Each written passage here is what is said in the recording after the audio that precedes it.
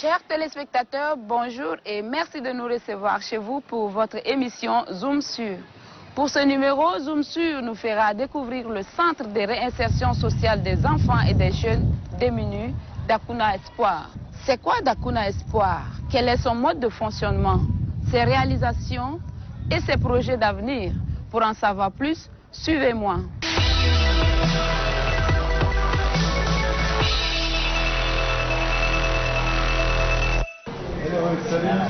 Salut, bonjour. Comment allez-vous? Ça va bien? Ça va aussi? Ça va bien, je veux faire Merci.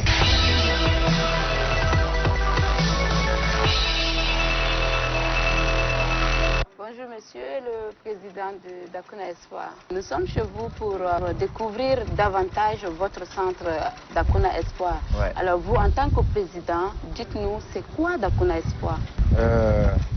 D'abord, Dakuna Espoir, c'est une association qui a été créée à l'initiative d'une association dénommée Tchado Star, qui utilise la danse en vue de récupérer les enfants en situation de rue. Et donc Dakuna intervient en urgence à la rencontre de ces enfants, afin de les récupérer et les orienter à un avenir meilleur. Quand vous l'avez créé et dans quel intérêt? C'est quoi la raison d'avoir pensé créer Dakuna? Nous avons constaté que beaucoup des enfants se retrouvent dans la rue. Et donc, c'est dans les activités illégales, telles que le vol, ils se droguent, les questions de banditisme et tout ça. Et comme vous savez que c'est un phénomène qui existe partout dans le monde. Et donc, il y a toujours des associations, des personnes de bonne volonté qui interviennent, essayer d'apporter leur contribution tant qu'ils peuvent. Et donc, nous, maintenant, en tant qu'artistes, parce que nous, les artistes, ce n'est pas notre devoir, ce n'est pas seulement de chanter ou danser ou de vendre les CD. C'est notre contribution aussi. On a aussi le devoir de contribuer pour le développement de ces pays. Et comme on le dit toujours, la plus belle femme du monde faut donner ce qu'elle a. Et donc nous, ce que Dieu nous a donné, c'est la danse. Et donc cette danse que nous avons utilisée, afin d'aller à la rencontre de ces enfants. Justement, parlant de la danse, pourquoi vous n'avez choisi que la danse comme stratégie pour pouvoir maintenir ces enfants dans ce centre? Vous voyez, la danse, c'est un art, un sport, un divertissement, et comme toute autre activité thérapeutique. Donc la danse permet, c'est un langage corporel qui permet à ce que ces enfants puissent exprimer les passions. C'est-à-dire, ça exprime aussi l'âme d'une personne. Donc nous, en tant que les spécialistes dans ce domaine, nous avons senti la nécessité, on s'est dit qu'à travers la danse, on peut vraiment captiver l'intention de ces enfants. Parce que la danse, il y a aussi double impact. Double impact pourquoi? Parce que le fait même qu'on les fait danser dans la rue, ça les transforme, ça les donne d'abord un regard positif de la société qui les regardait auparavant, qui ne sont pas des enfants, qui sont des enfants des rues. Et de deux, ça contribue à les nourrir. Pourquoi? Parce que ces personnes donnent aussi quelque chose, afin de les encourager. Donc voilà à peu près ce double impact qui nous permet, à ce qu'on a senti la nécessité pour dire que ça peut aider ces enfants. Dakuna, pourquoi vous avez choisi, pas choisi d'autres titres que Dakuna? Ça veut dire quoi Dakuna? Vous pouvez nous expliquer? Dakuna d'abord, comme vous le savez, c'est un nom en arabe local du Tchad. Dakuna qui veut dire nous voici. Et comment nous voici arrivés? L'initiative a commencé depuis 2016. Vous voyez, c'est toujours à travers la danse qu'on intervient en urgence à la rencontre de ces enfants. Donc pour nous, il n'est pas encore préférable à ce qu'on les appelle enfants de la rue. Parce que la rue n'a jamais enfanté et qu'on vient tous d'une maison, d'une famille. Et donc, on ne savait pas quel nom qu'on allait donner à ces enfants. On a beaucoup fait les recherches. Comme vous le voyez, on a beaucoup cherché. Donc, on s'est randonné avec ces enfants dans les terrains à 14h. Donc, on était au terrain et ils étaient juste derrière un bâtiment, devant à Moussal. Donc, nous, maintenant, on est venus, on dit, mais où sont ces enfants? Où est là-dedans? Vous voyez, comme on le dit en arabe, où est là-dedans? Où sont ces enfants? Et donc, subitement, ils sont sortis. Dakuna maître.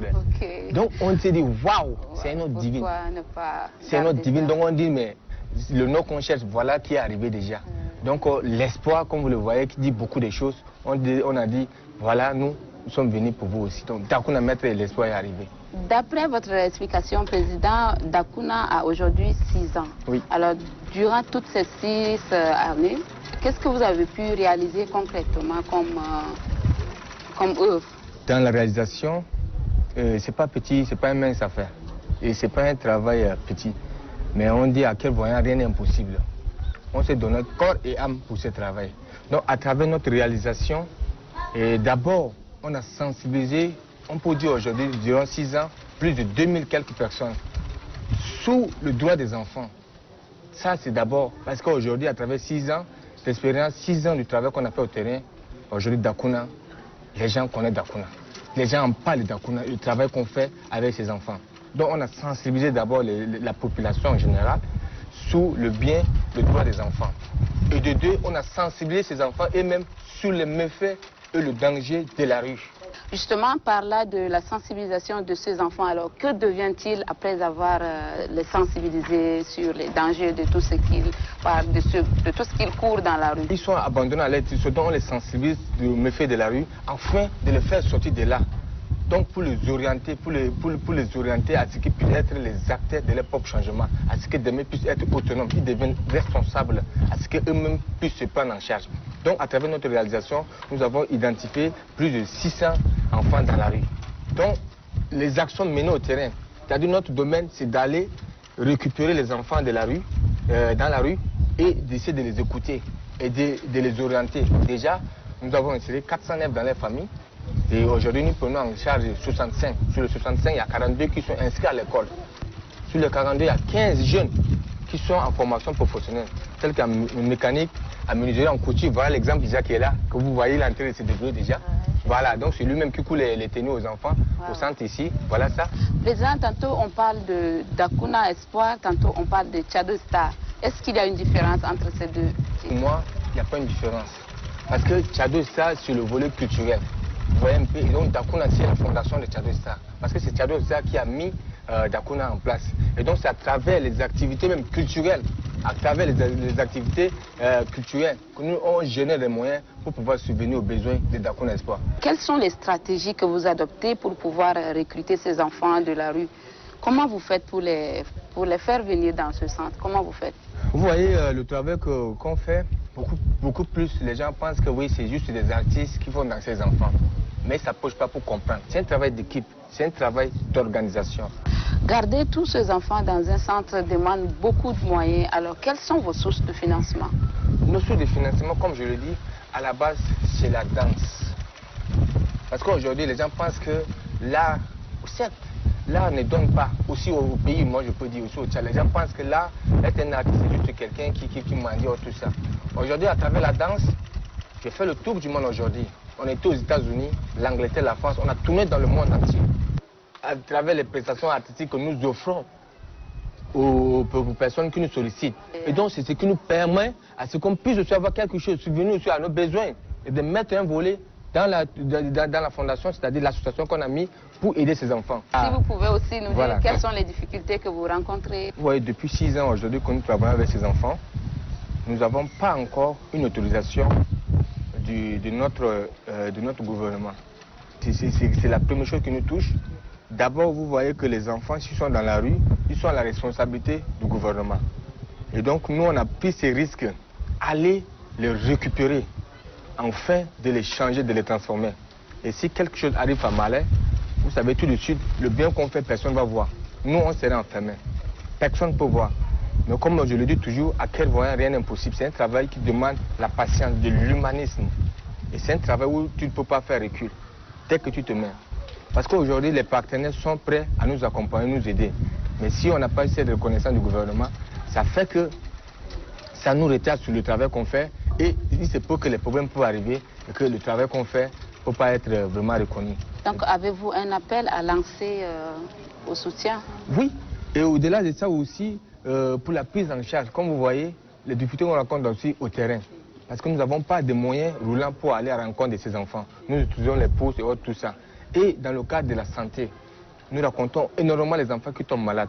On est obligé parfois, qu'on confie nos téléphones, qu'on confie nos choses, afin de chercher les médicaments pour pouvoir soigner ces enfants. Dans la réinsertion familiale de ces enfants, il y a les parents irresponsables qui refusent ces enfants. Et donc notre objectif, ce n'est pas de maintenir les enfants au centre, mais de les réinsérer dans la famille. Ils refusent les enfants. Il faudrait que l'autorité puisse être derrière nous pour nous accompagner dans ce côté. Donc nous racontons énormément les difficultés. ce que moi je peux dire est que tout ce que nous demandons est que le gouvernement puisse comprendre le travail, le bien fondé du travail qu'on fait. Au début, certes, les gens n'ont pas compris en pensant que c'est juste la danse qu'on fait danser les enfants, on les exploite. Les gens rendent compte, mais sans toutefois s'approcher, c'est pas facile. Dans ce domaine du travail on a besoin du ministère de la Santé, de la Justice, de l'Éducation, de la formation professionnelle et en même temps le ministère tutelle de l'Action sociale. Donc c'est un travail gouvernemental. Nous voulons que le gouvernement puisse comprendre le bien fondé du travail que nous menons. Avez-vous des projets d'avenir à court, long et moyen terme? Notre projet à court terme, c'est de transformer vraiment ces enfants. C'est de les réinsérer dans leur famille. C'est d'abord ça à court terme. C'est d'abord de les réinsérer dans leur famille. Ça c'est notre projet. Maintenant nous voulons aussi, dans le cas de réinsertion, ce n'est pas vraiment de les laisser comme ça, mais de les accompagner. Parce que notre projet à long terme, de ne pas revoir encore ces enfants retourner dans la rue, à ce qu'ils puissent être autonomes, les acteurs de leur propre changement, à ce qu'eux-mêmes puissent prendre ces relèves, d'aider aussi, de contribuer à aider les familles. On constate toujours qu'il y a encore quelques têtes d'enfants dans la rue. Quel message vous avez à adresser à l'endroit de ces enfants? Aujourd'hui, en parlant des enfants de la rue, que les gens appellent les gens, je dirais que il n'y a pas les enfants de la rue. Nous sommes tous responsables. Tous, je dis bien, nous sommes tous responsables. Nous avons ce droit, ce devoir aussi, d'une part, de contribuer au bien-être de ces enfants. Chers téléspectateurs, pour nous faire découvrir davantage, nous ferons une visite guidée. Suivez-moi.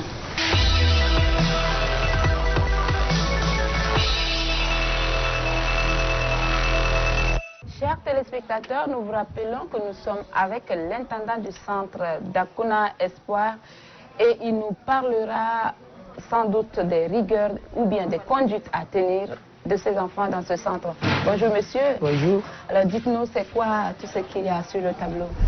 Sur le tableau, ça c'est notre règlement du centre. 8h00, ça c'est l'ouverture du porte. Oui. Il est interdit de porter les couteaux. S'il est interdit de bagarrer, interdit de jouer de goumar, interdit de fumer la cigarette, interdit ici pour s'insulter. Ici c'est la liste des enfants. Ici, c'est la liste des élèves. Ça, c'est le planning de repas.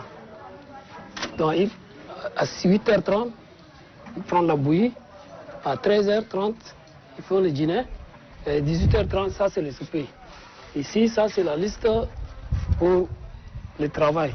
Planning par jour. Il y a chaque groupe qui doit travailler le matin. Il nettoie, fait la salubrité. Ici, ça, c'est la liste, ceux qui sont à la formation. Ça, c'est le programme de la semaine du travail.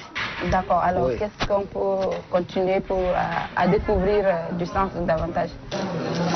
Ok, ici, c'est les dortoirs.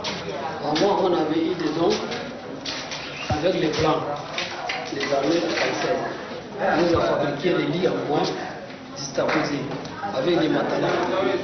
Lorsque nous étions à Chagua, au moment de déplacement ici, tous les lits sont cassés. Il n'y a pas de moustiquaire ici? Il n'y a pas de moustiquaire. Donc, tous les lits sont cassés. Maintenant, on est en attente que les enfants dorment.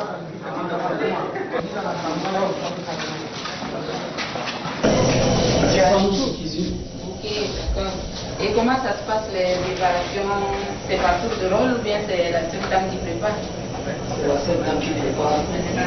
Si on se sent pas bien, moi-même je peux me mettre à la cuisine préparer. Il y a une petite aussi qui va se mettre aussi à côté de nous. On fait. Et pour servir, c'est les enfants eux-mêmes qui viennent se servir? Oui, comme elle a déjà servi ici, on va leur demander de faire les groupes. Ils font les groupes, ils vont aller chercher les repas, aller faire les groupes et manger.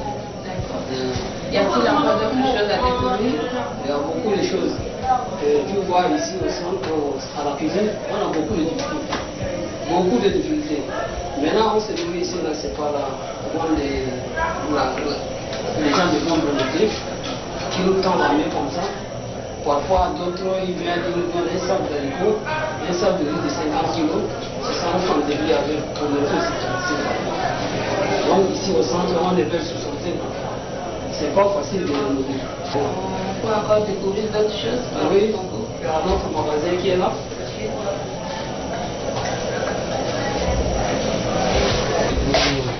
C'est ça notre magasin.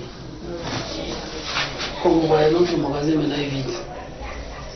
Comme je disais là-bas, c'est des gens de bonne volonté que nous tendons la main. Quand ils voient c'est vide, le bon Dieu va faire sa grâce. Jusqu'à le soir, peut-être quelqu'un, un bon samaritain va se présenter. Voilà un sac pour les enfants. Ici, il y a une chambre. C'est pour les encadreurs. Ici, c'est pour les encadreurs. Ok. Oui. Les encadreurs, c'est-à-dire vous Oui. Moi, il y a les chargés des relations familiales. Et il y a les EG qui est là. le président aussi? Oui. Le président, il est chez lui. Et il y a les chargés, les coordinateurs du terrain. Et nous sommes ensemble. Ça, on dort ici. C'est votre chambre de repos? Oui, c'est notre chambre de repos.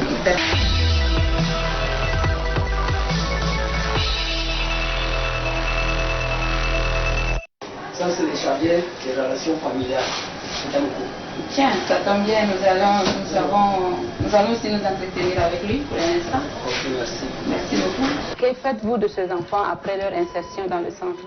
On les réinsère. On cherche d'abord leur famille et si on arrive à trouver, on les réinsère à travers cette fiche encore, si on trouve les parents. Chers téléspectateurs, nous sommes avec le secrétaire général du centre Dakuna Espoir. Dites-nous comment ça se passe l'organisation éducative de ces enfants dans ce centre Dakuna? Après le travail de terrain, les artistes, les sociologues nous amènent les enfants qui le confient à un psychologue envoyé par copie qui échange d'abord avec ces enfants pour voir tout ce qu'il y a comme trouble ou bien tout ce qu'ils auront comme traumatisme et tout ça. Et lorsque nous aurons déjà un statut mental de l'enfant, c'est ça qui nous permet de l'insérer dans un programme éducatif. Donc le temps que l'enfant passe dans la rue fait qu'il aurait perdu beaucoup de ce qu'il aurait appris et à travers les mauvaises fréquentations et tout ça, donc il prend des mauvaises habitudes. Donc le tout, c'est d'abord de le remettre sur les rails et à travers cet entretien. Et ensuite, nous avons élaboré un programme d'activité qui va de l'éducation spirituelle pour donner aux enfants la crainte de Dieu, le respect des valeurs morales et spirituelles. Et après ce travail, nous avons aussi des éducateurs, ceux qui font aussi le cours d'alphabétisation, parce que la plupart des enfants, le temps qu'ils ont passé dans la rue ne leur permet pas d'aller à l'école. Donc il y a un test de niveau. Et quand on connaît déjà le niveau de l'enfant, il suit des cours d'alphabétisation pour le préparer à aller à l'école. Il y a aussi des enfants qui désirent des formations professionnelles. Et donc, ces enfants-là, nous avons aussi un programme d'activités citoyennes, on appelle le parcours citoyen, qui est une gamme d'activités réunissant plusieurs thématiques à savoir la société, l'environnement, l'hygiène, l'adolescence, la puberté et tout ça, tous ces thèmes qui permettent à l'enfant de faire évoluer ce comportement, d'avoir un comportement positif vis-à-vis de la société pour qu'il puisse mieux réintégrer dans la société et pour qu'il puisse aussi avoir un métier qu'il puisse faire afin d'être autonome. Chers téléspectateurs, la découverte continue. Rendez-vous tout à l'heure à l'espace Fest Africa pour une suite de la découverte. Suivez-nous.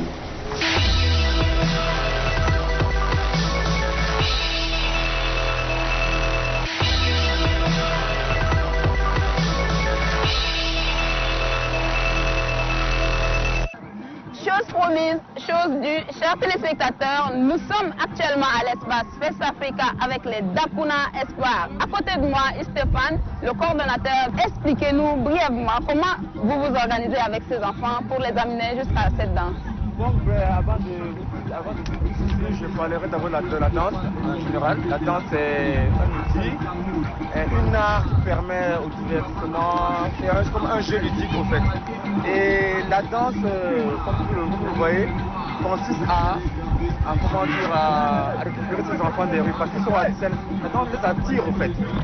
La danse les fait vivre, les donne du sourire et les donne de la joie. Allez, dites-nous, quelles sont vos sources d'inspiration de danse? J'adore tout genre de danse. La danse moderne, africaine, contemporaine d'Afrique, parce que nous sommes une structure de danse qui a eu à faire des tours dans d'autres pays. et à avoir d'autres cultures et à travailler avec d'autres coutumes aussi. Mais on valorise beaucoup plus les danses de chez nous. On valorise aussi le mbilé qui est du sud, le mbilé qui est du Sarakaba, le gourna, le walbazaka. On travaille tout genre de danse et on fait un mix, on appelle ça tapa dance. Un mélange de tout danse qui revient à une seule chorégraphie. Il vous arrive de danser aussi les danses d'ailleurs Donc avant on le faisait, maintenant on est dit en tant que jeune artiste là, on vient de créer un nouveau concept, la danse du maréchal. Donc maintenant c'est nous qui créons maintenant des concepts et on prend ça en train aussi aux enfants, voilà.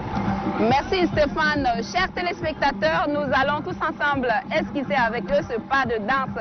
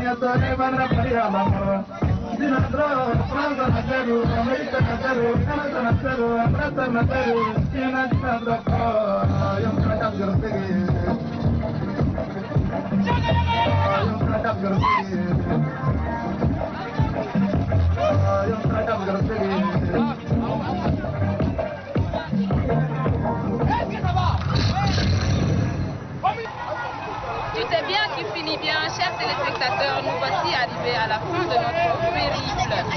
Ici à l'espace Fest Africa, voilà une surprise des donateurs de bonne foi, ici à l'endroit de ces enfants. Bonjour monsieur, ça va très bien, merci. Est-ce qu'on peut savoir qu'est-ce qui vous a inspiré à faire ce don à l'endroit de ces enfants? Parce que ces enfants, si on ne l'aide pas, ils vont devenir des bandits. Maintenant, ils sont bien, ils travaillent bien, ils sont dans les bons, ils font de bon travail. Maintenant, ils font le sport, ils font tout. On va les aider.